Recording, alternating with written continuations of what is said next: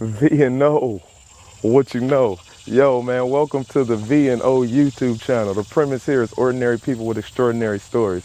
But what you also gonna find is the views and opinions, man. So you're gonna find conversation, you're gonna find inspiration, you're gonna find motivation. Yo, check us out, V&O, what you know? But have you ever thought, what if this is all just a dream? And we're just waiting in line to wake up? And most people think I'm insane. Once you realize that all the shit you used to care so much about just keeps you a prisoner of your own mind.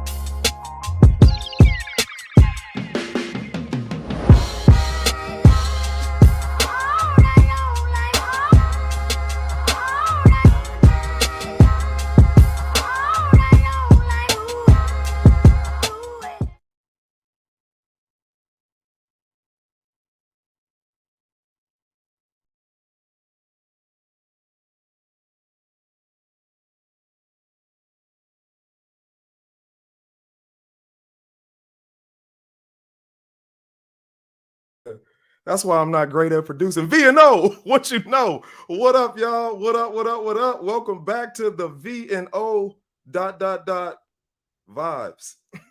Yo, I'm excited to be back, man. Thank y'all once again for coming in to tune in to us.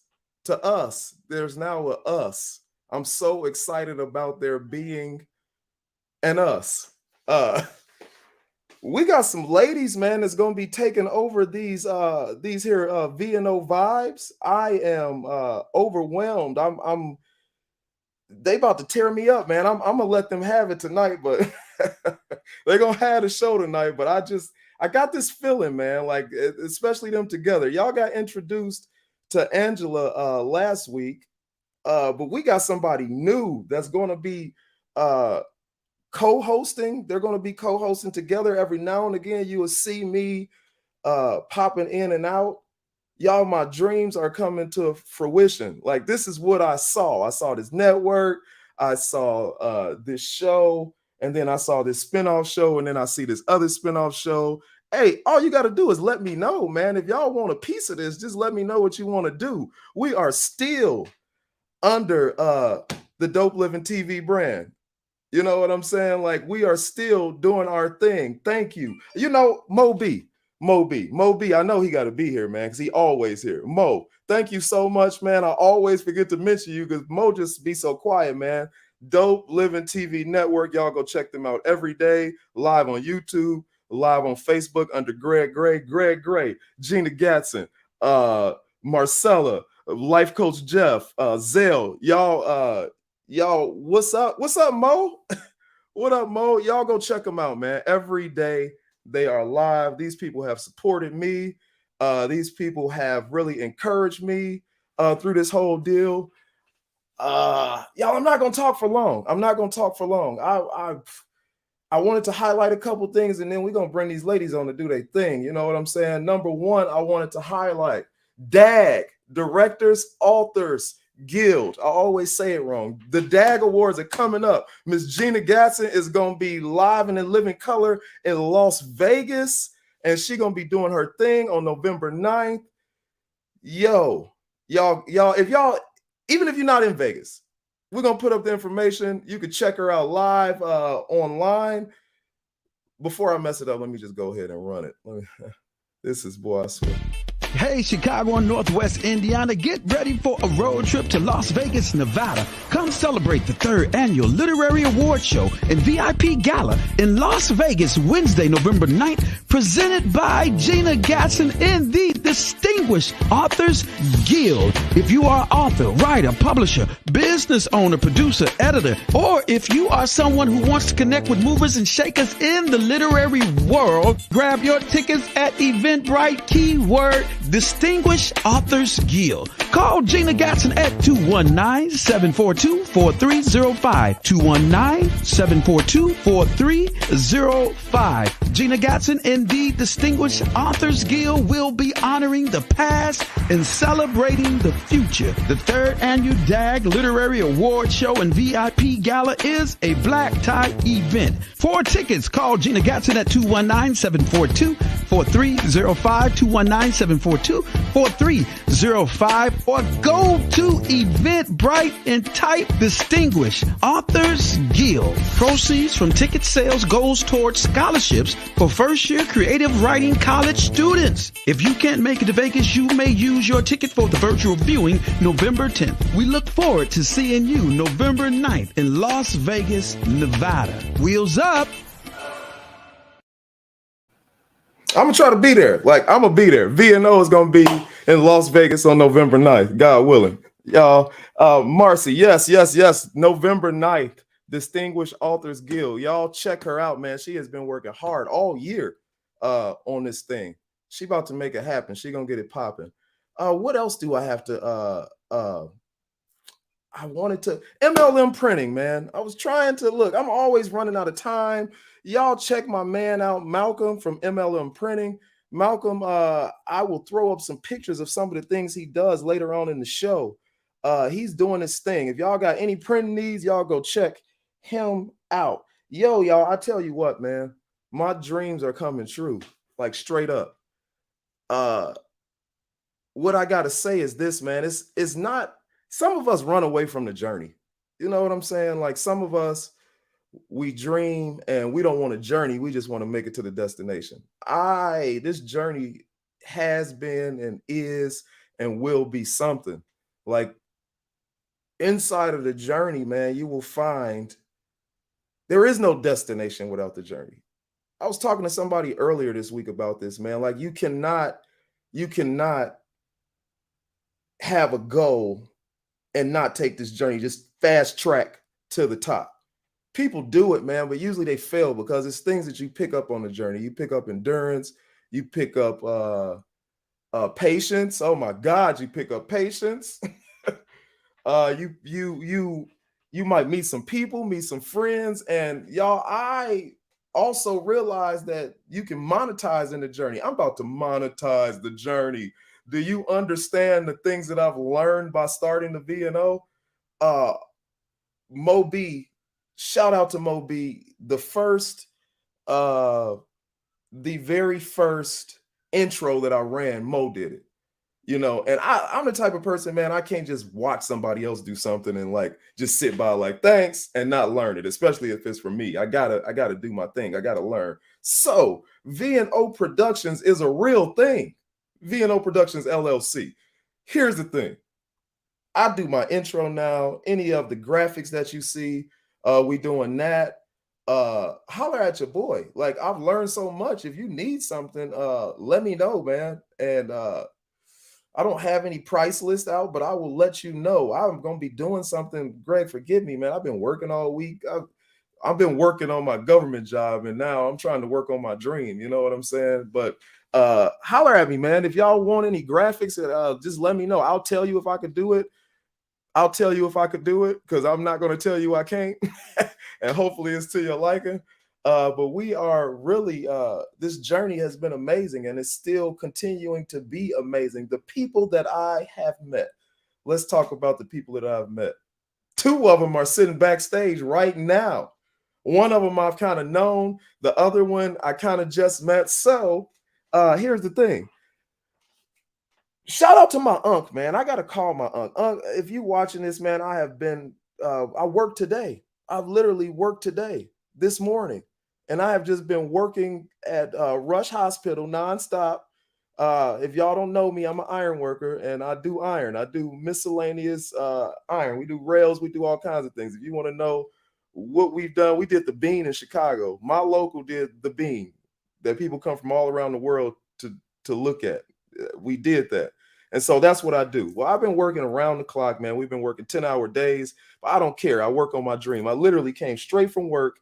I bent forward and I kind of got a whiff of like my arm. And I was like, yo, I didn't even get a chance to get in the shower because I came straight from work, sat in traffic in Chicago and here in Indiana. And then I just started working on this show and working on my dream. These ladies are being very demanding of me yeah, but we are no doubt. I would rather do that. I'm glad that I'm musty and that I'm happy because that means that I was doing something. I didn't have time. I didn't have time to do all that. I had to make this thing happen. We had to make it pop. Speaking of things that we had to make pop, one of the things that I was working on is we about to be straight.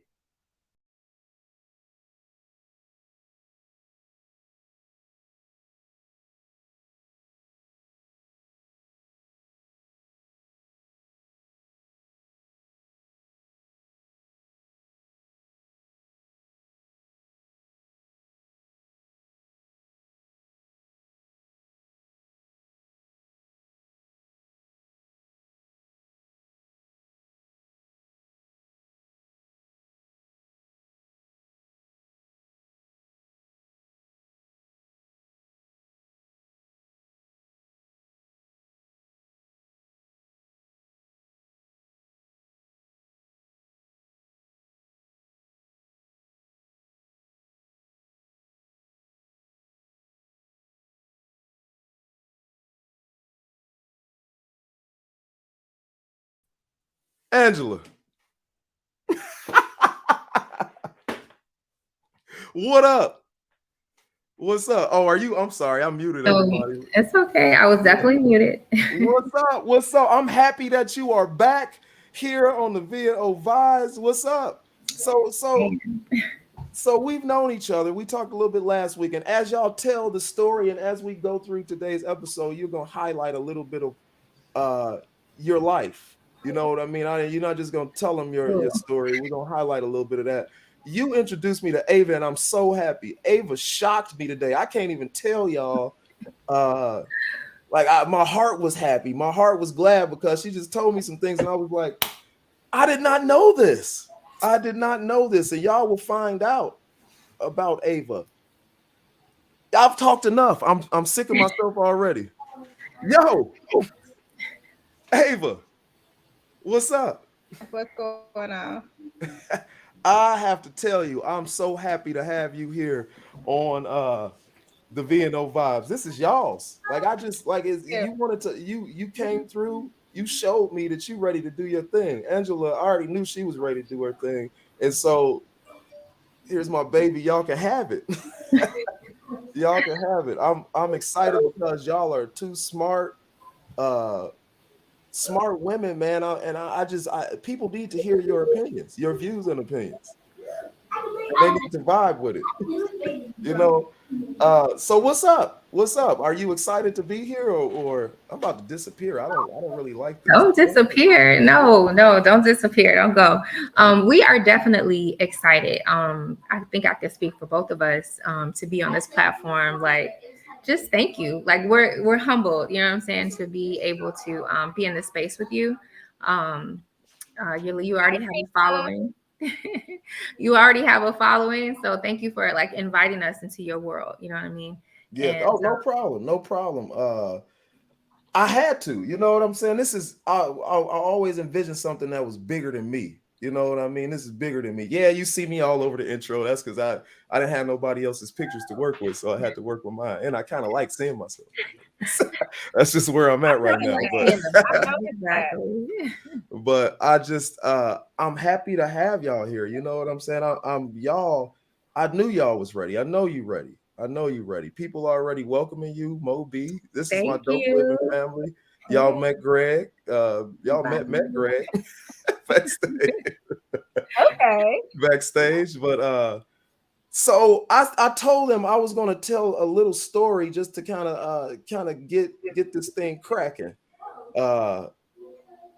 I during it, and I've highlighted this on my show. Now we on the vibes, you know, but I've highlighted this and during 2020, 2021, during the riots, you know, I'm in Chicago, and I went through some things, and I'm not gonna lie, like in my heart, I was ready to I can't say I was ready to, but my heart kept jumping and saying to give up on a whole race of people because it seemed like everywhere I looked, I was disappointed.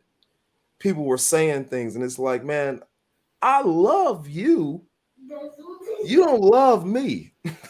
you why would you say something like that? I was looking at people in the face that I love and that I've defended and that I would defend, and I was like, yo, this is crazy. So I was sitting in Bella Luna's. It's a famous bar in Chicago. Guy Fieri's been there. It was next door to One Chicago, the building I was working on. And I was in there and I was chatting up the owner. Danny is a straight Danny's a straight Republican, but I have this understanding of people. Danny got a good heart.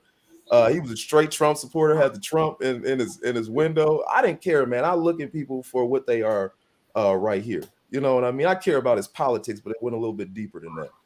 For me, I know some people probably disagree with that, but anyway, me and Danny chatted it up. Danny kind of stepped to the back, and then a lot of people that didn't look like me started crowding into the bar. So it was mildly filled. And one of the cats that I worked with, worked in the building with, I would see him. I say what's up to him. I said hi to everybody because that's just who I am. And this cat, something either came on TV and he kind of reacted. I started talking about. I would talk about race issues. A lot of times I would talk about the stuff because I didn't want to hate anybody. So I figure if I empty my heart and get it out there, then maybe we can talk about it. We can come to an understanding. And I realized some folks don't want to come to an understanding. I saw some ugly sides to people. I was gonna say, how did that work for you? I mean, it was very frustrating. Also, I can say it was frustrating, but it also was enlightening, and it showed me how deep my love can go for some people because everybody did not display that. I got a partner that I grew up with, JD. We grew up together. He's seen a lot of the things that happened in my life. He was there for a lot of times when things stops with cops, you know, he was there. He's seen it. Like, bro, why did they talk to you like that? And so he was there for it, and he kind of kept me grounded in my mind and in my heart. I love you, bro. I grew up with him, and I got so much love for him and his family. But anyway, so I'm sitting here. I talk to this cat every day, and I just started to comment on some things that I saw on TV, and it was almost like he was a nice guy. I knew that some of the guys he worked with, they wasn't nice. This dude, he was cool. We say what's up, you know what I mean? Every now and again, I stop and chat him up. But he looked like it was something in his heart, and it's almost like he had to throw it up. He looked at me as I was talking. I was like, man, you know, this is crazy. And I saw a picture of Frank Sinatra and Sammy Davis Jr. and stuff on Danny's wall that he had. And so I started talking about that. He was like, can you just be quiet? I don't want to hear that. Said, what? I said, he said, yes. He said, I don't want to hear that, man. It's after work. Like, I'm trying to chill. He's like, can you just be quiet? And I started laughing, and I was like, yeah, I could be quiet. And then I decided that I wasn't gonna be quiet. I was like, man, that's amazing that I could shut up and it goes away for you. You know, it's crazy that if I be quiet, that you could go on living your life. Like, we got rid of segregation But we get rid of things as society. Wait, look, I should say by law. By law. Yeah, and the spirit of the law is still there, but by law we got rid of segregation. But that's the spirit. The spirit, and a lot of times we don't think of things. The spirit behind certain things they still exist. Just because you make a law don't mean the spirit ain't there. That is the spirit of segregation. You shut up. We're gonna push y'all over here, and we don't want to hear about it. Yeah, we don't want to see it. Yep. We don't want to know about it. We'll throw you a couple dollars for your schools. Let's take it a little bit deeper. I was in Chicago while I was having this conversation with my partner today, and I was like, man, look what they do to the homeless people in Chicago. I was like, they stuff them down. Like, these cats are literally like down on lower whacker. They didn't even put them in the middle. These people are living on lower whacker, out of sight, out of mind. But then a dignitary come to town, and like, I'm not lying to you. I've seen it with my own eyes. They'll put them out there, drive a car down the street, make all of them leave, you know what I'm saying? And then they'll take a hose and hose the street down.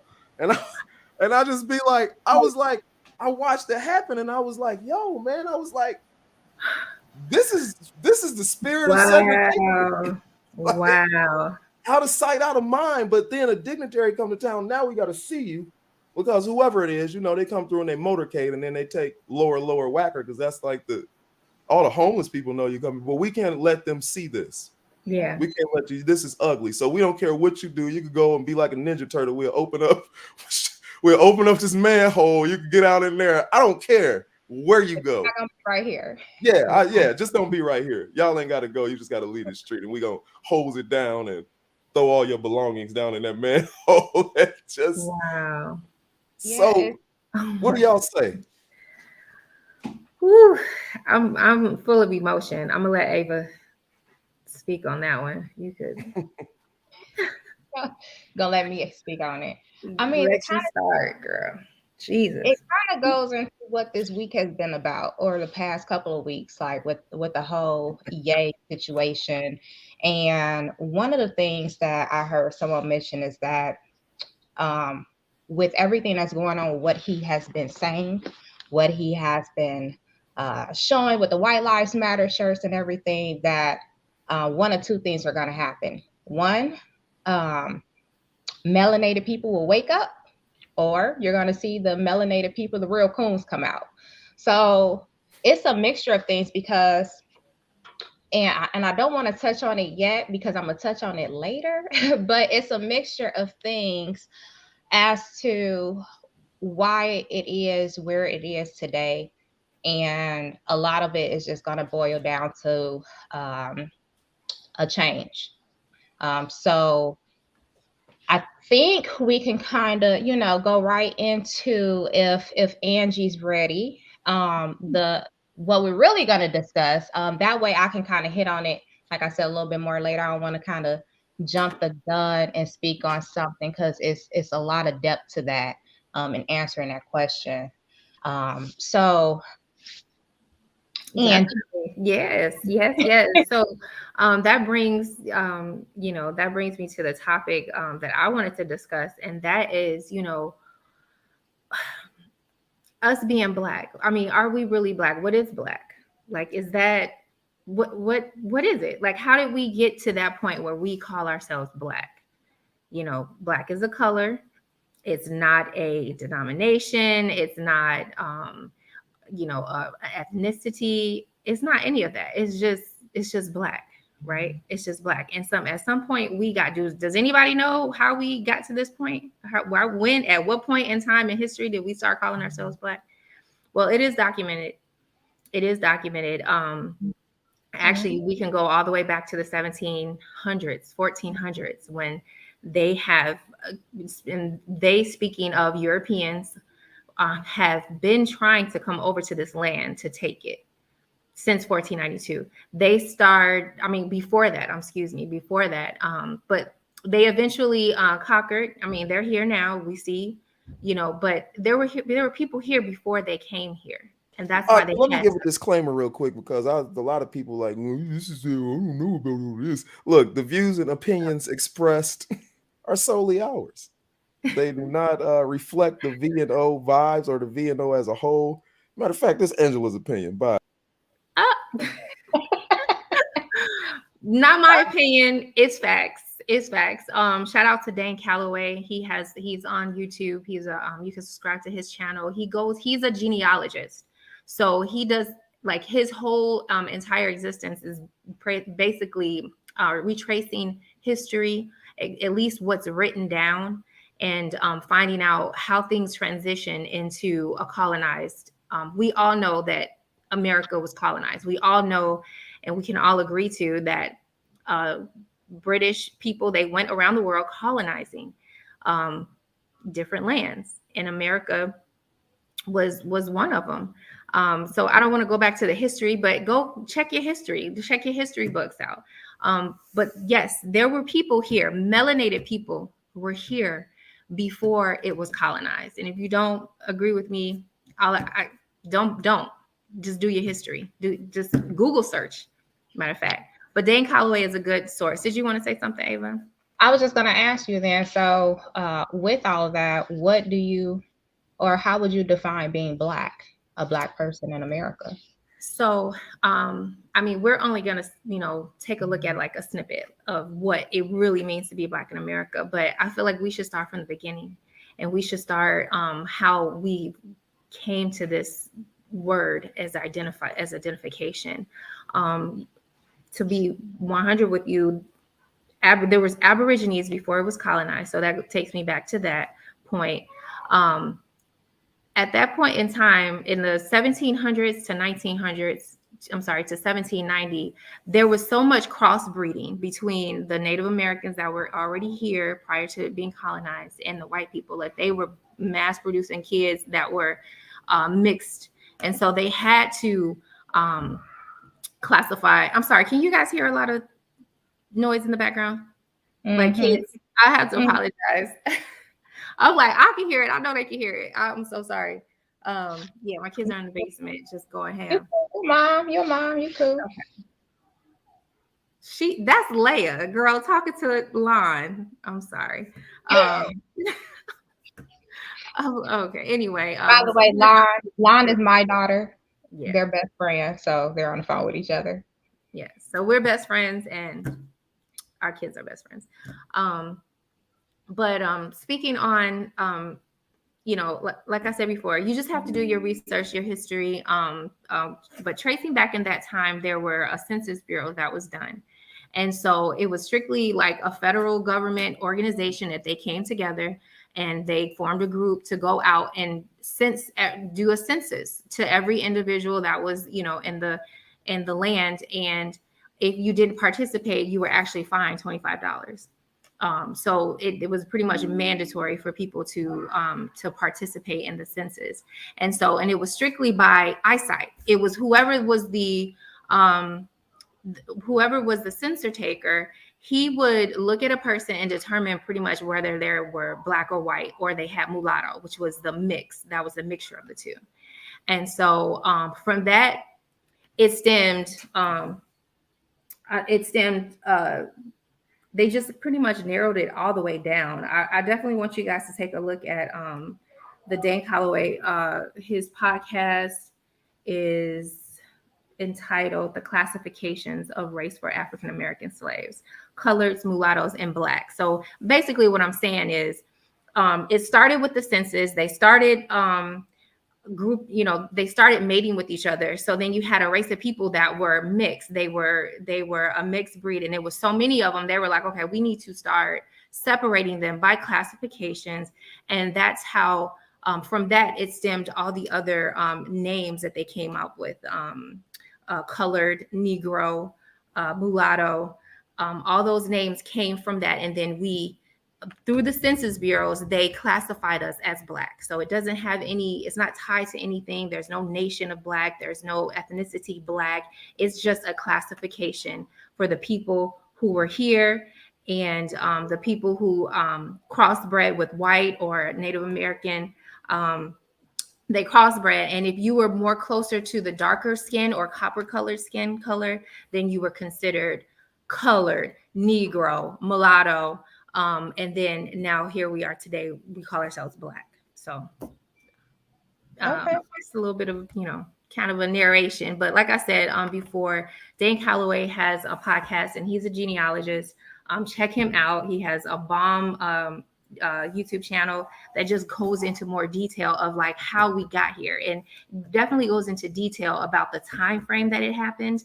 And we'll talk about it on a different day, because it's a lot of information. It is. And I see a question came through. It says, this is from Greg Gray. It says, we went from Negro to Black to African Americans. Which are we to identify, or is there a difference? There is no difference. There is no difference. It doesn't. It's just a classification to the corporation of America.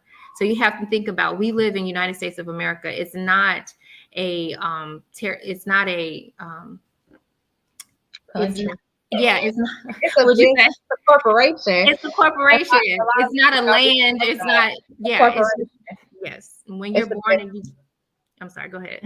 No, it's a business, but you can keep going. I was just saying. Yeah, it's a corporation. It's a business, and so within the business, we were classified as Negro, Black, African Americans, mulatto for this business to function. And so anybody who was classified as that, they were either slaves. You weren't given certain rights to the land because of how the corporation was initiated, how it started.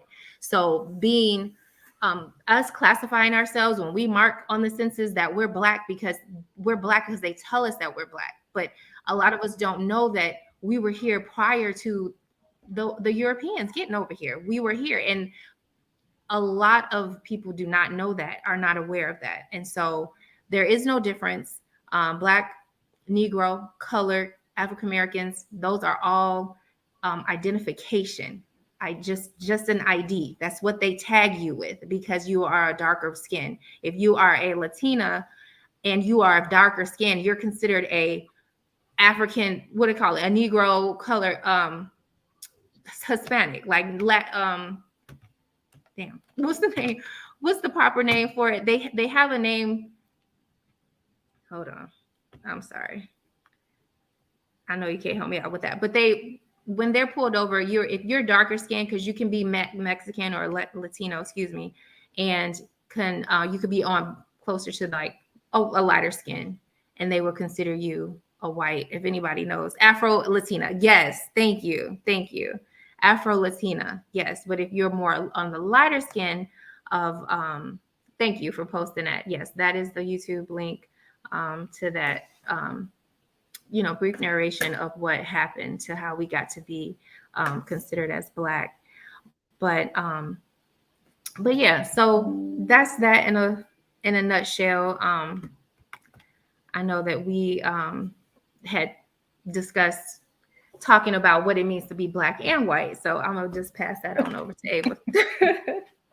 Oh yeah, we discussed this earlier. How I think that's when Ron is on mute right now, but that's when Ron learned what he hinted at earlier about me, and it's so crazy. I've been thinking about that since you said that earlier. I didn't know Ava was white. Stop it.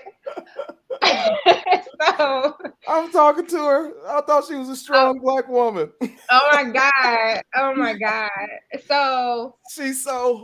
I'm gonna give the context that I want them to know. Go ahead. Before we get into way too many details to that. Yeah, go do your thing. So we were discussing earlier, like Ron and I actually met because I critiqued his YouTube channel, one of his shows. I had critiqued it, and Angie had let him know what I was saying, and he was like, "Hey, I want to hear basically from the horse's mouth." And so they put me in on three-way and let me know, and he asked me what I said, and I let him know what it was that I said. And then we kind of moved forward and actually talking about doing this show and bringing Angie and I on. But then today, because I'm gonna answer the question about what it means. What was it that you said about me, Ava? What did you want say them to about me? know? Do you want them to know? Yeah, So go ahead. I said that you were closed-minded. Oh, oh, Right? Remember, I compared you to Cam Newton. of all the things to say. Yeah, that was it in a nutshell. what I said. And then you explained, who you are as an individual, and then I understood it. So we were cool, and you said you took look, giving me his bag. You said you liked my criticism. I guess it was before you learned today I dipped, but it's okay. It's okay. It's okay. So define what it means. Look here. I I'm can't. having way too I much can't fun. believe she described me as closed-minded. Like that's the But last that is thing what I I had am. said. Yeah, that was one of the first things she said. I was like, That was the okay. first thing I That was said. the first thing that came out her mouth. I was like, That's the first. close-minded. I was like, okay. That was the first. Tell the truth, Angela. Thank you, Angela, for telling the truth. That was the first thing that came out of my mouth. Yeah. Oh, she's not gonna deny it. Don't worry. She won't deny it. That's crazy. Like I hope, you know what, y'all. I hope I do not come across. I listen to what she had to say, and I do say that. I hope that I don't come across as that. Like it's called a views and opinions. I gotta state my view. The reason, and so like my view is not set in stone. My mind will be changed if you come to me with some type of concrete evidence. And she did not come to me with any concrete evidence. I did not. That I was closed-minded. Like I'm not closed-minded. No. Yeah. Okay. Sure. Go ahead. Sure. But because of how we met, right? I think that kind of went into what you were stating today as to who you said that you would think that I would date, right? You're like, yep, you'll just only date, Just black dudes, just black men, yeah, because you were presented as, you perceived me as, a strong black woman, strong-minded, opinionated, and what did you say? Like most won't be able to handle that, so it got to be a strong black man. My man. Yeah, I said. Yeah, I was like, it's got to be, especially if she just outright just put a label on me. I was like, oh, she need a big old just swole black dude to be like, hey, shut up. don't. And then Angela was like, dang, she gotta be scared of him. I gotta be intimidated by who? Right, like you gonna shut your ass up, girl. You gonna shut your up. John. Wow. John, Wow. You got a chance with Ava, John. Because she was like, no, I don't really do that. And I was like, dude. Okay, so I'm gonna state what I said. I gotta be controversial. She didn't say that, y'all. I didn't say that. No, go ahead, finish the story. You know me. I'm going back. So I have, first of all, my kids, and my ex-husband is not fully black. He's half Filipino, and so my children are, Asian. Their grandmother is Asian. They would be considered mulatto if we was in the 1700s. So, but I've dated every race. I dated every race to include white. And so that is me answering this question, how we kind of got on it. And you were like, what? Yeah. So, heart melted. My heart melted because that's what I love. That is what the world is about. It's about diversity. And we do not, everything that Angela said, we don't. Really? Wow. Greg, sorry, bro. Sorry, man. We didn't start off on the right foot, Right, wait a minute. I'm just confused. What about it was, because what? What about what? What about what I said was offensive? What happened? Nothing. It was nothing about. Okay. Oh gosh, she ready to attack. Oh, okay. Nothing. Like, wait a minute. It wasn't. No, it wasn't. What you said was not offensive. What you said was very informative, and we all do probably need to go check that out. Yeah, but I just say that we all won't necessarily agree. And I like that. I like that. I want to have differing opinions. I don't want us to like all sit here and say, I only do this, I only do that, you know. So even though this is your friend, like she has a totally different outlook on things. You know what I mean? I mean, I'm putting you in a box now, Angela. I don't know. Yeah, I'm like, what do you? I need you to clarify. I'm sorry. Don't put words in. Don't put words in. So well, who I date, and this is why I expressed to you earlier. My grandfather is Mexican. My grandmother is Black. So my upbringing, what I saw as the role model, was a Mexican man and not a Black man. So when I look at who I'm dating, no, I don't. When I talk about who I'm dating, I don't just kind of look at the color, the race, however you want to look at it. That doesn't actually. I'm not gonna see a Black man and be like, oh, because he's Black, I'll give him a chance. No, not at all. And I'm not gonna do that with any other race either. So there's that part. But in answering the question, because I do have to be cautious a little bit as to how I word things. No, you don't. No, not only because of how I word things, but also, you know, I do have a business as well, right? Mm-hmm. So, and my clients are of all races. And so, what does it mean to be white in America, a white person in America? Like the easiest way to word that is superior to other races or privileged. That would probably be the easiest way to answer that. But to really kind of know what the depth of that means, you really have to understand what white supremacy is. And a lot of people, ooh, look at that face. A lot of people don't even comprehend white supremacy because it's so deep. It's not that surface depiction of what, or I should say ideologies of what they put on the media. That's the news. That's our social media of what they actually put out there. That's I don't want to hear this, Ava. I don't want to hear it. There's that, right? There's that. And that goes some people that's both sides, right? That's right. And that goes on both sides, right? Kind of like how you were saying earlier, right? Mm-hmm. Where like a white person can be like, you know, and they could be your friend and be like, I don't want to hear that, right? Because they don't want to get uncomfortable with that, right? Mm-hmm. And then we also have our own people that don't want to hear it as well. And that's kind of like what the situation is going on right now, especially with Ye saying the things that he's saying, right? Yeah. Because it's much deeper than that surface. He's a genius. My man's a genius. Exactly. Yeah. He knew exactly what he was doing. I kind of give like just a little quick snippets of like white supremacy, right? And this is something that people that's watching probably be like, oh, dang, I didn't think about it like that.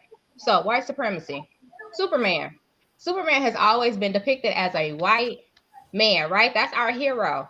Our hero is a white man on TV, right? Actors, actresses, CEOs of Fortune 500 companies, your fashion models, male and female, are mostly and mainly white people. That has been what true white supremacy is, which is depicting Caucasians as the role model, the one to look up to, what we want to become. We got Bill Cosby. and then what they do to him? They tarnished that man's name, right? Look what they did to all of that. They tarnished all of that, right? His good deeds. They tarnished all of that, right? Can I? Is it okay if I interject? Go ahead, interject. Okay, because you said I was. Yeah, I talked about that too. Yes, that was one of the things I pointed out about you. She did. Oh, John, you know what, John, and this is what I'm about to white power. I'm about to step in for the white folks. John, we almost need you, man, to come on. Cause like, I understand, man. Like, let me tell you something. During this time that I wanted to hate all white people, like I had Johns I had my buddy JD, and I had a lot of different people that that I just can't hate. You know what I'm saying? Like this dude, first of all, John, you still here right now. That's saying a lot. And I'm sorry. I'm sorry. Who's asking you to hate? I'm just no, but listen to my explanation of this. Oh, a lot of people, what I found were so close-minded that when you go into this conversation, it sounds like hate to them. And I don't want to hear it. It sounds like that you telling me that I had an easy life. So I had a fellow iron worker, cool dude, Justin, man. Shout out to you, bro. I did like a little thing about white supremacy, and he said he gets me. I love you, man. I got mad love for you. But I did a little thing about Black Lives Matter on Facebook. I think Angela, you might have chimed in. That was a couple years ago when it was going on. And so he sends me an inbox and he's like, yo, man, I just want you to know, like, I understand that you say that we have this privilege, but dude, I was adopted. Like, and he just ran down his life. And honestly, his life, like, I had a better life than he had. So I had to go ahead and explain to him, like, bro, you have to understand, man. When I say it's no hate when I say that you are privileged. I said the privilege is, well, my name is Ronald, but if my name was like Hakeem or something like that, the privilege is that when I go and put in the application, yours don't automatically just get thrown away, Justin. When I walk up and somebody sees me and they see you get a chance. A lot of times I don't. I got stopped in Crown Point. I told this story before. This cat walks up to me and he's shaking. And before anything even happens, I have to explain that I'm not the one that's going to do anything to you. You don't have to give that explanation, bro. But see, here's the reason why, and I don't mean to interject you. No, go ahead. You good. But the reason why is, as I was mentioning, so what has been shown on TV, from the very beginning, what have we been seeing? We've been seeing Black people being shown as less than, low income, the ones that's robbing you, killing you, I'll even throw in a joke in there. When we used to see a Black person in a movie, especially if it was a horror movie, what was the first thing we'll say? They about to die. They're going to be the first one dead. Why? Because that's always what it was shown to us. So it has been a programming from the beginnings. So even though you can sit up here and be like, you're not the one, he's been programmed for you to be the one. And y'all listen to her. This is a Mexican telling you this. You know what I'm saying? So this is what white supremacy is. That's why I say it's much deeper than the surface of just what they depict on in the media as what it is really upholding their blueprints of them being superior to the superior race and privilege. So, and us as Blacks, melanated, however you want to look at it, we're always the ones that are the lesser ones. But you even said, like, he said that he was adopted. He was in foster care, right? The fact that he got adopted.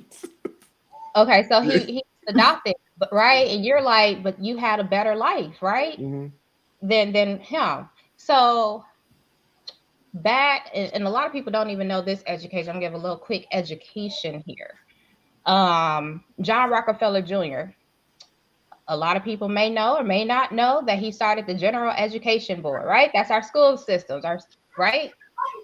Before he actually started that, he wanted to start one that was called the Negro Education Board. And the reason why he did not, and the Negro Education Board was actually going to be focused on Black schools. The reason why he did not is because he was met with backlash from white people, white philanthropists that actually told him if he did that he was going to get backlash from white people by focusing on Black schools. And actually, let me pull up this quote here. It was Henry Tucker. Henry Tucker. He was like a president from one of the schools, one of the colleges. He said, if it is your idea to educate the Negro, you must lift up the poor whites and the Negro together. So even with you making that comment about, you're like, oh, I had a better life than, right? So he must not have been as privileged as a white person. Well, see, here's the thing with that. In order for us as melanated people to be anything, their actual design is to always pull up even the poor white person. Yeah.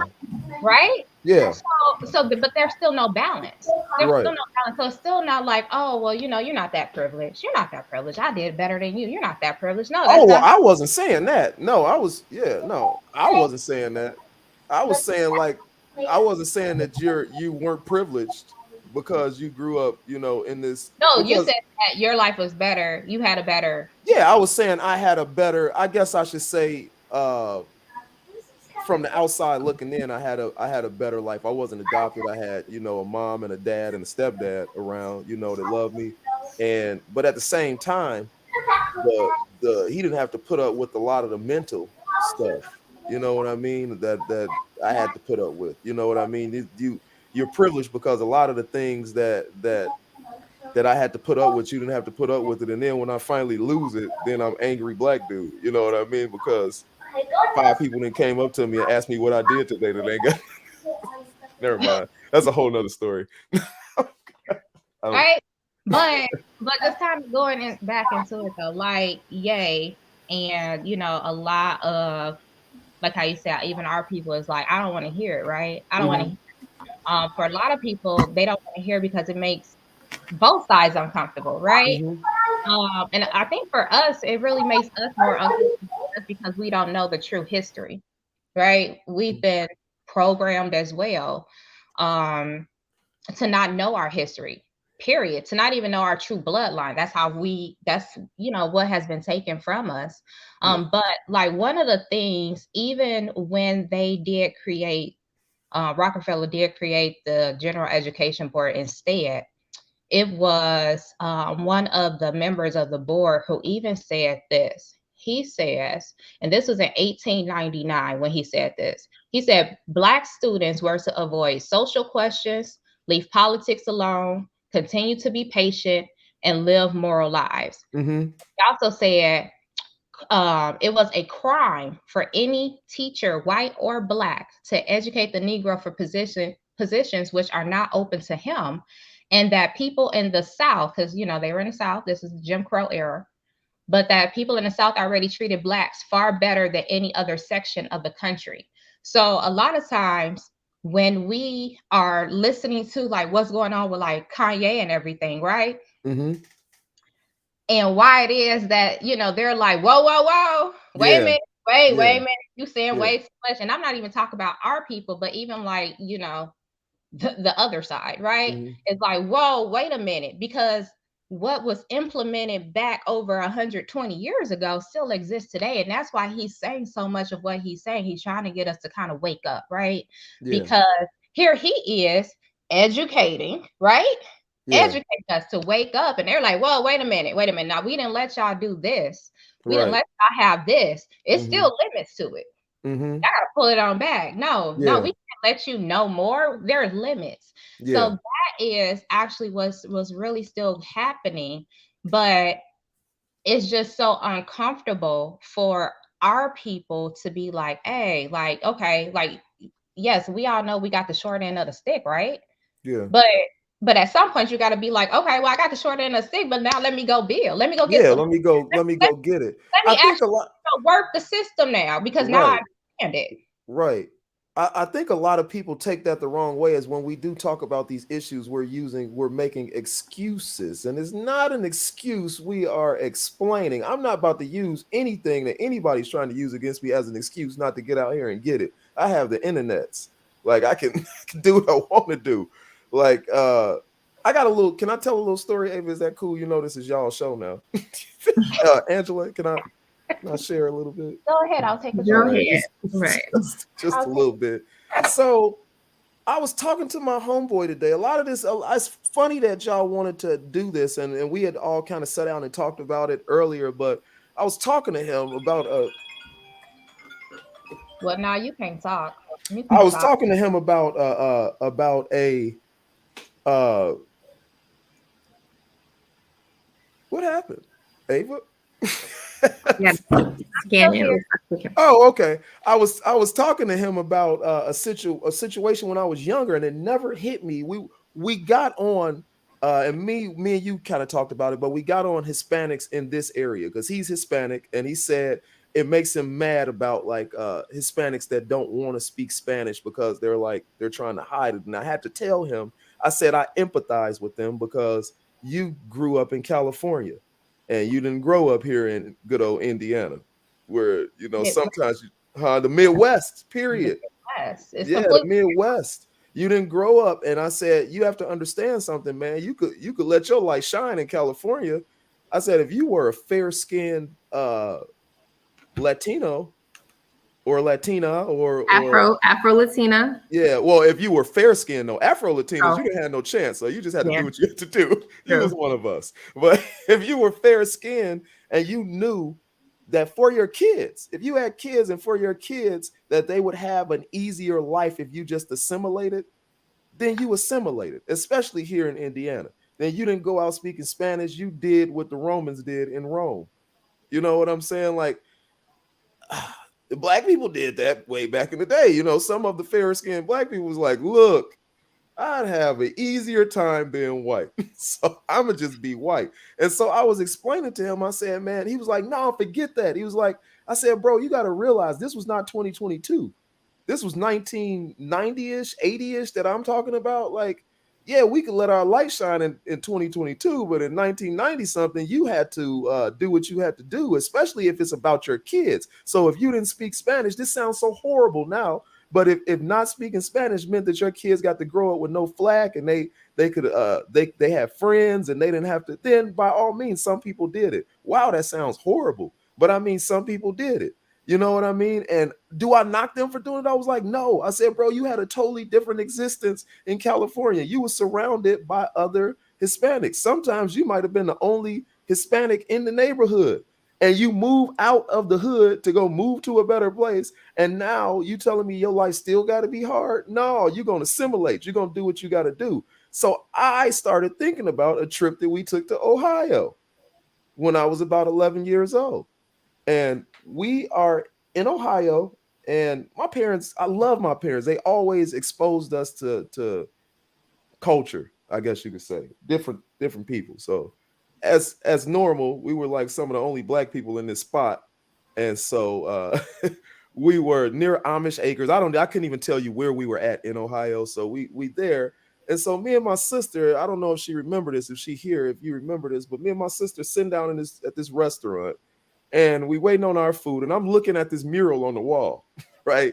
It's the wall is covered in a mural, and it looks like a mural of like the history of America.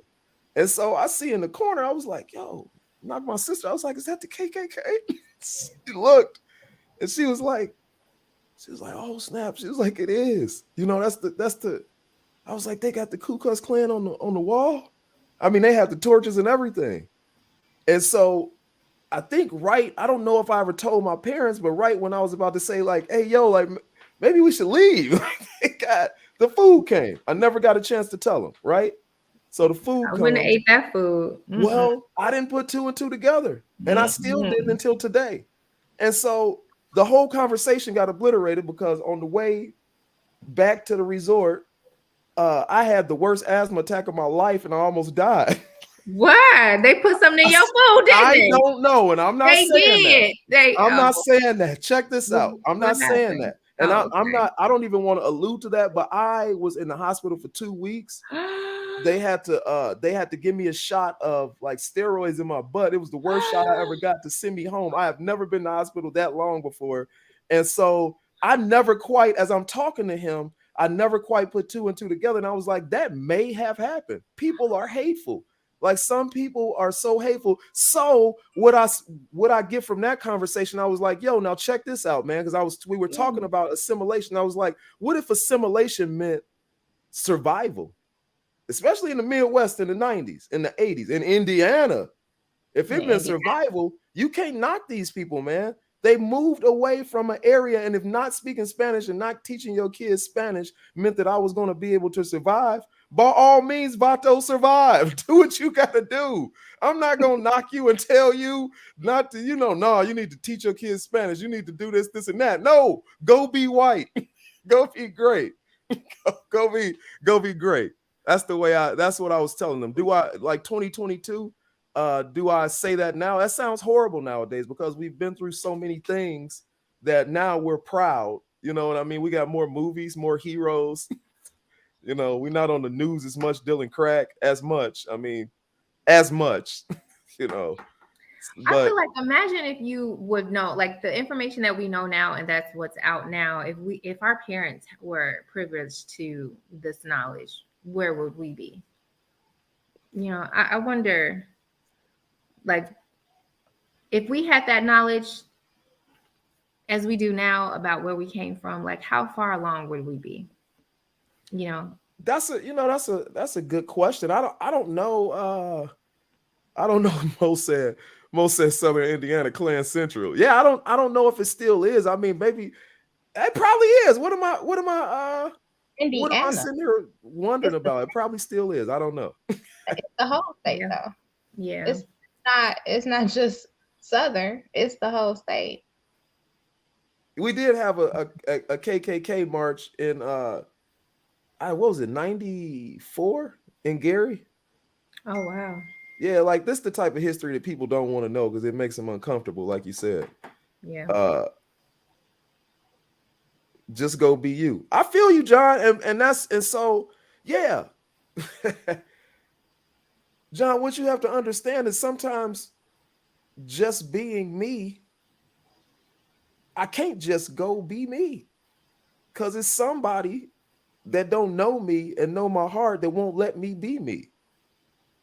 Mm-hmm.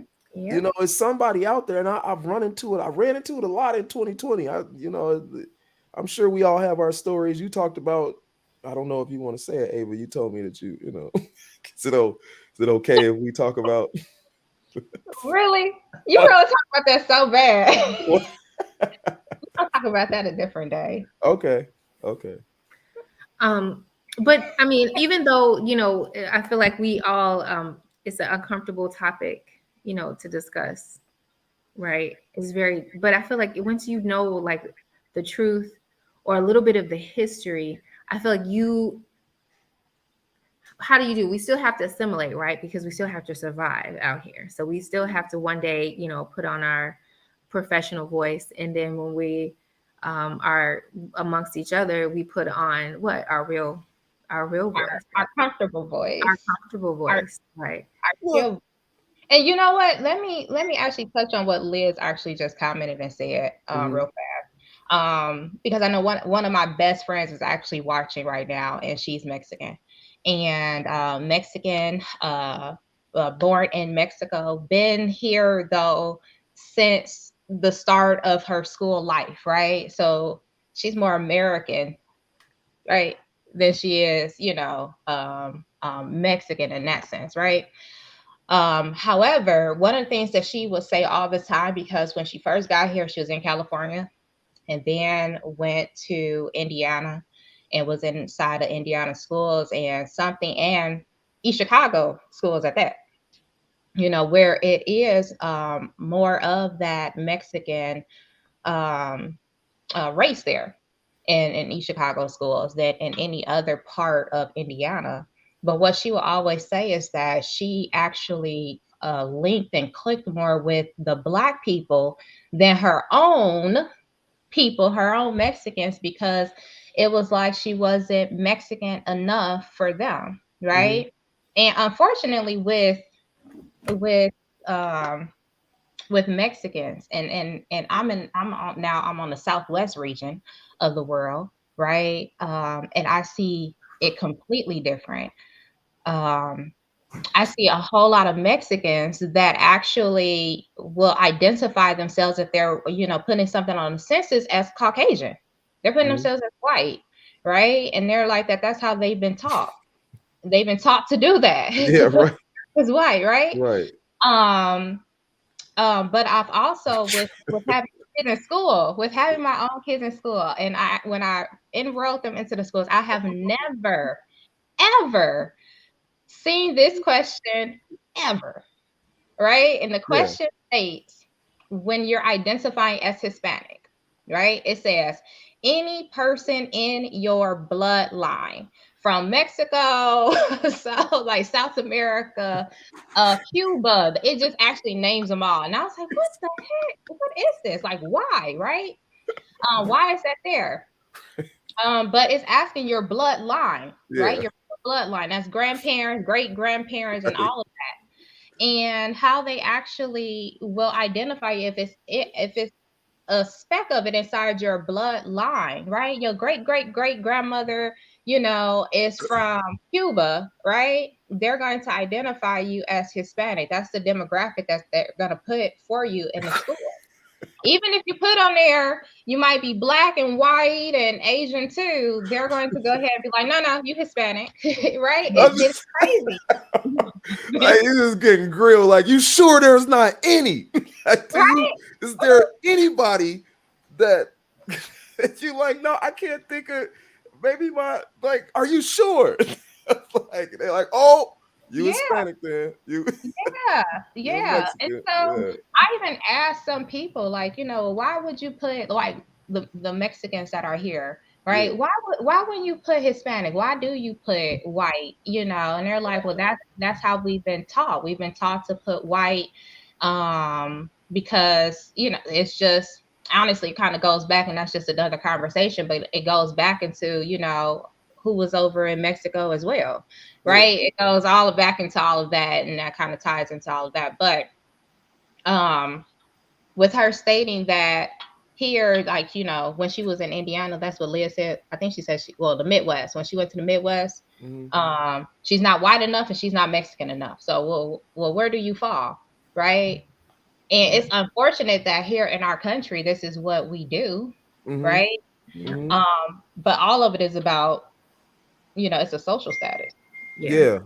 So things put in those limits. Right. Have you ever felt? Because I felt, and me and Angela, let me get you out of here real quick, and let me talk to me and Angela. We went to Maryville at a time where people like those people. Sometimes those people went to West Side. It's. Yep. So we went at a time where people, your little shade. where people looked at us like, "Oh, you think you better." So I don't know if you ever felt that, Angela. Did you ever feel like that we were not black enough for the black folks? I felt it a lot in my life. Yeah. Not black enough. Huh? So I'm originally from Illinois, right? Country Club Hills, Markham area. So I'm used to going to a school where the melanated people were the majority. Okay. Okay. Now, because of the religion that I grew up in, I was being with other races didn't bother me because of the religion. We were a group of people that you had all different type of races, and we were not to judge, we were taught not to be racist or anything like that within our religion. So that didn't exist. When I came to Maryville high school, I wasn't the majority, and I had never felt that way before, like out of place. Yeah. And then the Black people who were used to it, it didn't bother them. Like, it didn't, they blended in very well. I'll say that. To the language, to the activities, to the music. I feel like you guys just blended in. Like but you could tell the difference from the ones who came from Gary, the ones who were like me that weren't used to being the minority. You guys. No, I feel you. Like, I guess I felt like that because I was just a kid. You know what I'm saying? So I had a conversation also about like coming out of Gary, Indiana. You see on the news, somebody always got something to say about Gary, still today, like, but especially back then, Scary Gary, you know what I mean? We had a billboard up that said Scary Gary. And so you coming from Gary, I wanted to put Gary behind me, like at the time, as a 12-year-old. not realizing the rich culture and my people. The truth. Yeah, the truth. The truth about, I was believing the hype, like you were saying earlier, what the media tries to portray and put in your head that you are less than. So now we moved to Maryville, and it's not like I didn't want to get rid of human beings or people. I wanted to get rid of the stigma. You know what I mean? It's not, I wanted to get rid of the stigma that I am not what you think I am. Look, as a 40-year-old black man, I realized that some people just gonna think what they gonna think. But at the time I was 12 and I didn't know how to deal with that. And so I just assimilated. I made white friends, and then somewhere along the line in my life, I realized that I was never gonna be good enough for some of them. And then I was never gonna be black enough for some other people, because you talk like that, you hang out with them. And then I even had some of my Caucasian friends say, well, why do you feel the need? You hanging out with us. Why do you feel the need to go over there and hang out with them? I was like, wow, yo, this is too much, man. Like, this is way too much. I gotta touch on it now, only because you made that. Yeah. Because I exposed my heart, and so now you're feeling guilty. Go ahead. I am not feeling guilty. Go ahead.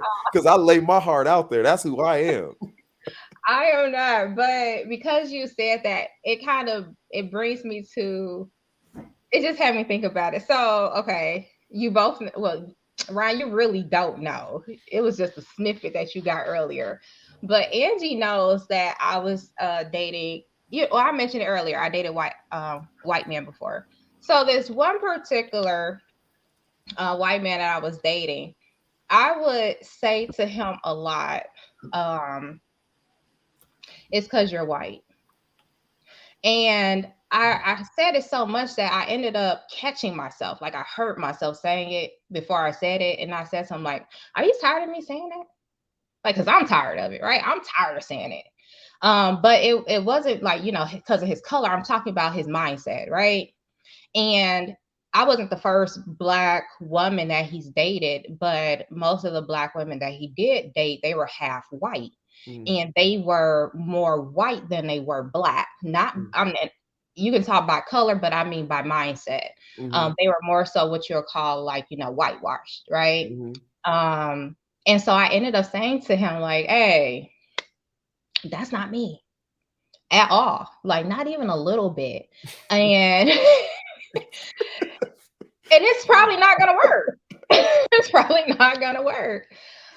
Because that's not me. I'm going to check you at all times, because it was just certain things that he would say. Like, and I'll just give a little quick thing, but like, he was telling me about, because he owns multiple businesses, but he was telling me about one of his employees. And he was like, he just bought, this brand new truck, but he chooses to live in like this lower class area. And I'm like, hey, you can move over by me, and have your kids go to better schools and da-da-da. And I'm like, you can be better. You can be better, right? You cannot not live amongst your own people and come live amongst us white people, right? And that was really what he was saying. And so when he was telling me, I was like, well, I get it. That was just my response. I get it. Yeah. Why he chooses not to. And what he said, his response was, it was something so simple. And I know why he responded. And I'm talking about the employee, why he responded to his white boss that way is because at the end of the day, that's your boss, right? But he responded like, well, the grocery store like ain't over there, right? It was just something that, like that. But I got it. I caught it, right? I understood what he meant. They don't sell Jet magazine there, do they? And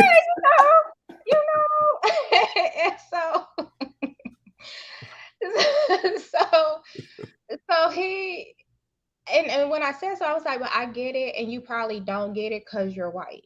You don't even see the complexity, the depthness of what he's truly saying. And so I correct him a lot, like, okay, well, I gotta teach you. Right? I gotta put you on. Because oh my God, you said that to him?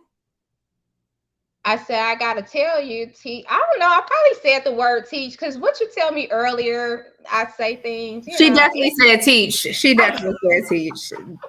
It was definitely a teach. I'm gonna let you know right now. You're muted for that. Yeah, it was a teach. Yeah, she definitely said teach. Like I just saying, Look, don't I'm race out of it. You He's talking still to around. a man. Look, he ain't went nowhere, so he being taught. He's being taught. Definitely being taught. But no, so I'm just saying, so he's being taught. it's saying that I was saying to him, like, I'm tired. Like, I'm like, are you tired of me saying it's because you're white? You know? Yeah, because I'm tired of saying it's because you're white. But when I was telling him, like, hey, you know, I'm not going to ever like change my thought process. But do you expect me to? You know, and so like how you just said, like, they're like, you know, well, why do you, if you hanging around with us, well, why do you need to go hang around with them? That's kind of the same thing. Well, if you're going to be with me, well, why do you need to think like, you know, a black person? Why can't you just start thinking like me, like a white person? And so I was like, that's probably not going to work. So because I will never change who I am. Like, this is me, period. I think that's a thought. First, I want to say this. I say that, and I said this before. I think that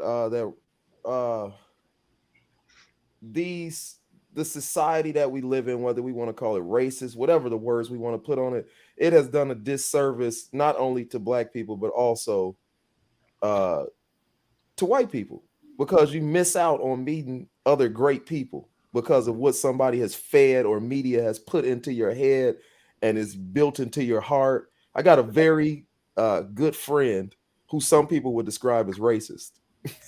He's white. And he's I don't say he's racist because I worked with him and he taught me so much. And if he hated me, he wouldn't have taught me the things that he taught me. And somebody can go deeper. Somebody probably said, oh, this old Uncle Tom Ron, he said the white man taught him something. So now he all happy because he taught him something. Nah, he's just a good dude. I got love for him. You know what I'm saying? But somebody described him as racist, and I was like, "Yo," I said, "He's not." Said he's not racist. I said he's a bigot. And so I had to tell him, like, he told me why he was like that. He said in the era in Chicago that he grew up in, white people stayed over here, black people stayed over here. He said he grew up getting shot at by Black Panthers. You know what I'm saying? Granted, they had a reason to be angry, but he said he didn't really do nothing. He said he remembered when he was 5 years old. He said he walked into a bathroom and he said some older black dudes put cigarette butts in his mouth. Like, and I had to tell him, like, because I'm true to myself. And if anybody's true, let's go back to the human part of this. We all still human beings. There's still a human element to it. And I said, Mike, if I grew up how you grew up, I said, I would hate black people too. I said, I would. I said it. I would hate them. I said, and it's a shame that then you go home and turn on the news or you listen to your dad who grew up in the 50s or the 40s and he just hate them all just because, and he feeding that into your head and your heart.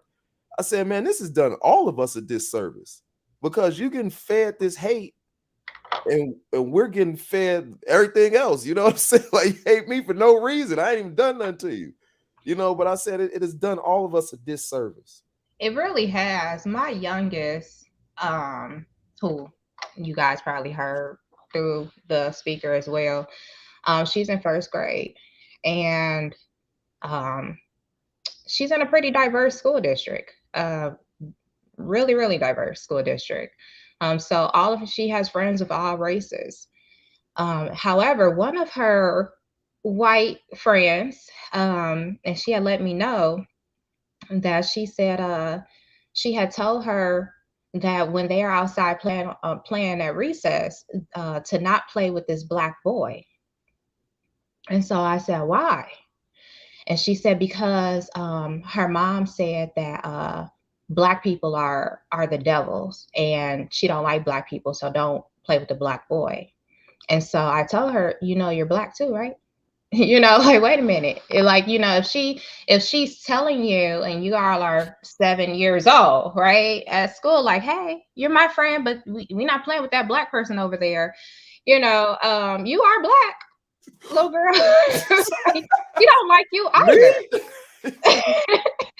And that's what I told her. She doesn't like you either, because, but more so, I mean, what I really told her was the next time she says that, educate her and ask her if she knows that you're Black, because my youngest, as I mentioned earlier, their dad is not all Black. So she's melanated,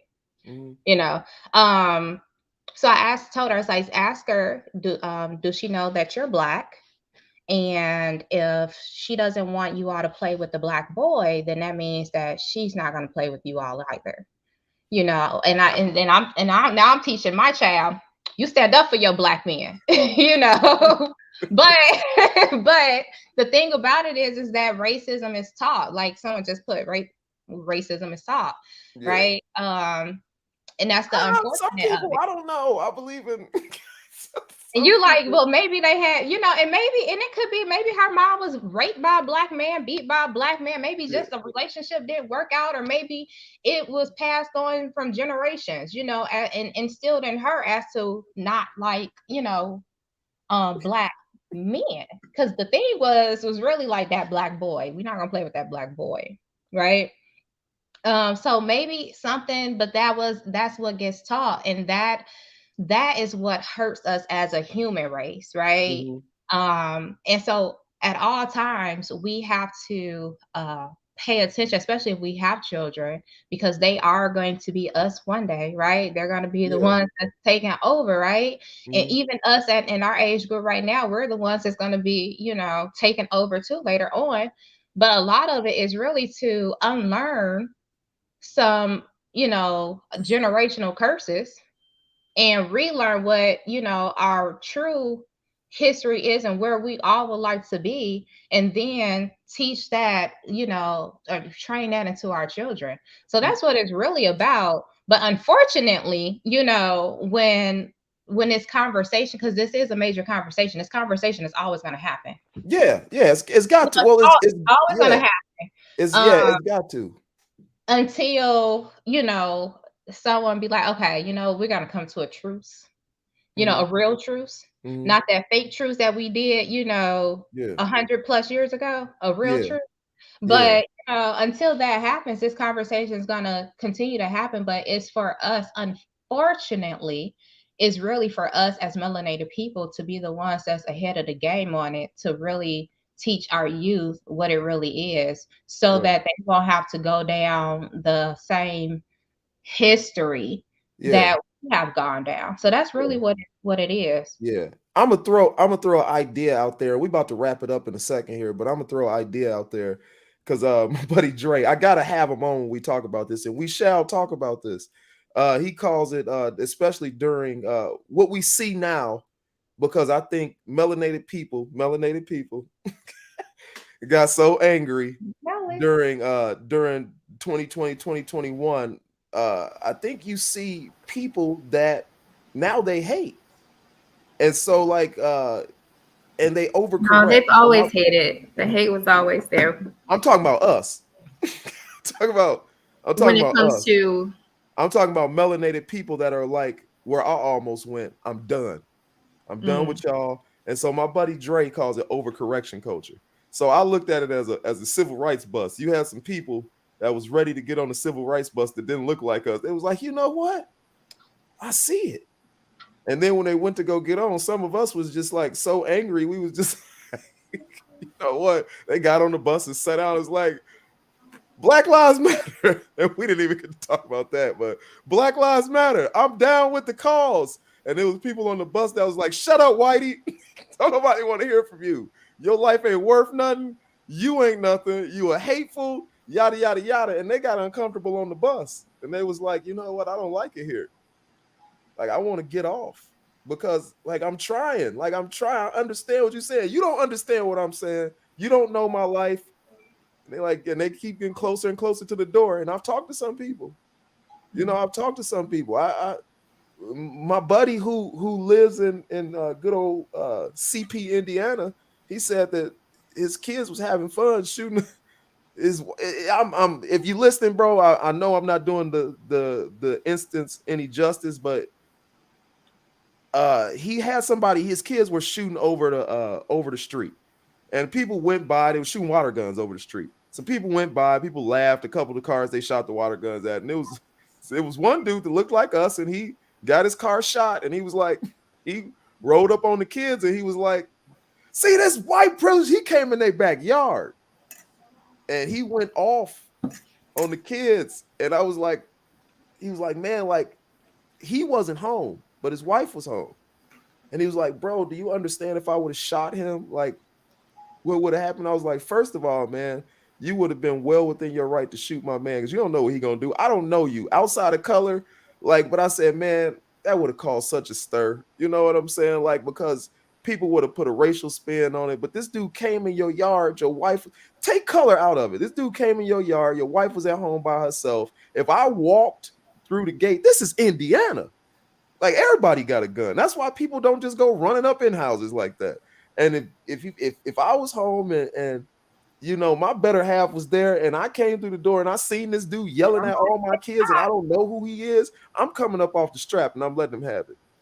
Like, I don't care what color you are. But he was so, and I said, and he said, I don't know why he was so angry. That's what he said. I said, bro, this had nothing to do with those kids or you. I said, he was angry. I said, no telling what my man been through in his life. He saw an instance where, because we're angry. It's so much happened over the past 2 years when we sit and we watch people that look like us get killed, and people say that, well, they shouldn't have done this, they shouldn't have done that. That's why they got killed. So my man rolled up. He probably was having a bad day. White person probably cut him off in the street. I said, and he see it could have been another black person. Huh? What'd you say? Anybody. He didn't care at that point in time. He was waiting for a white person to cut him off, so he could. And honestly, it just, here's the thing with that. They just so happened to have been white. You know, that situation probably would have still happened at that point if that was some black kid that did it. I don't think so. I think he was ready. But we can't really say that, because here's the thing with that. Like, even in growing up in a black neighborhood, has that not happened? Like, oh yeah, we hate each other. Yeah, that's the house could have mentioned. We don't black don't like black either. Like, right. I'm saying, rolling through. Go ahead. I'm sorry. But I'm just saying, like, you know, I remember being a kid in Hammond, Indiana, right? Which is it's more diverse than other cities in the Northwest region, right? But I remember this one neighbor, this one house on this one corner, on this one street, and he cared about his yard so much that if the kids ran in the yard, he'd come outside with his shotgun. Black man, and it's mostly black kids, you know. So I'm saying, what I'm saying with that is, like, part of our problem is putting that, like how you just said, like, you know, because it was white people that, no, like, let's quit doing that part. That's part of the problem, is that we do that part as well. I guess I was relating it back to myself too. Go ahead. I'm sorry. I was relating it back to myself. Like, yeah, and that's the thing. That's the part that we need to also eliminate, is putting that stigma on it, right? And that's what I said, you know, they were just so happened to have been white. You know, if they were Asian, black, Mexican, whatever, that probably still would have happened, because he was already yelling at kids, right? Right. He rolled up on the kid. It didn't matter. It didn't matter. I think, but I know, sometimes I'm under so much pressure, racial pressure, from like at work, that, like, you ever been driving and like a black person cut you off and you look at you like, oh, it's cool. All I know is I'm gonna just tell the truth. It is what it is. I'll be mad. I don't care what race. I don't care what race. Just I don't care what like, race. I compare Chicago driving to out here, and like, Chicago is so much better. Chicago is so much better. Yeah, you just get there the best way you can. I mean, if it's on the side of the road, if it's in the middle of the road, you just get there. And depending on what area you're in, no one stops for stop signs. Like, they, even if it's a light, no one stops. So, yeah, it's definitely a difference between Indiana, Illinois, and Chicago suburbs. There's a difference. Like, it gets more, I don't know, restrictive south you go, and more, you know, just relax. Like Chicago police don't even show up. They don't even care. Yeah. Why would they? They don't You show don't even up. get pulled over in Chicago. Like That's a whole do nother not get pulled conversation over to in be Chicago. had. Yes, my boss got pulled. He got into it. Someone hit him from the back, and he had been on the phone waiting for the police for about an hour, and they did not they weren't showing. I got out. I was like, "You want me to get the police?" Jokingly saying, "Do you want me to go get the police for you?" Yeah. So he was like, "Yeah, if they don't come in the next 20 minutes, yeah, go get them." I'm like, "Okay." So I get to the scene or whatever. 2 police officers stopped. They stopped to look at me. So then we were able to get them. By the way, there is an accident, but no, they don't stop. They do not stop. We are man, we opening up so many conversations. I wasn't even supposed to be on here like this. Thank y'all so much. This is we are going to have to get into a whole nother conversation about especially CPD. So one more story. That's it. This last one. That's why I can't be on here. So I was doing a side job on the west side of Chicago, and my homegirl who grew up, she grew up kind of, she, and I'm from the suburbs, you know what I'm saying? And she was like, we got out. It's Friday night. It's probably 1:00 in the morning on the west side. And she was like, "Hey, bro," she said, "you got to get to 290, right?" I said, "Yeah." She said, "Don't stop at them lights too long. It's Jack Boy season." I said, "Say less." I rode from Michigan Avenue on the west side. I think it was around Michigan, all the way to 290. I did not stop at one light. Yeah. It was a series of red lights. I was like, well, went through all of them. You didn't do that slow down roll through? No, I didn't slow down. All I imagined was this is somebody's chance. There's a season, right? There's a season. Yes. You right, Mo. They talking too much. It ain't my fault. Y'all, thank you so much for tuning in. Thanks, everybody. Y'all, thank you so much for tuning in. I appreciate y'all. I appreciate these ladies who it is now their show. You won't see me much on here because I talk way too much. I actually do. So with that being said, we will have a new intro next week, hopefully, if these ladies do what they got to do, and a new outro next week if these ladies do what they got to do. But for right now, it's the V&O show. V&O, what you know. Yo, man, welcome to the V&O YouTube channel. The premise here is ordinary people with extraordinary stories. But what you also gonna find is the views and opinions, man. So you're gonna find conversation, you're gonna find inspiration, you're gonna find motivation. Yo, check us out, V&O, what you know. But have you ever thought, what if this is all just a dream? And we're just waiting in line to wake up? And most people think I'm insane. Once you realize that all the shit you used to care so much about just keeps you a prisoner of your own mind.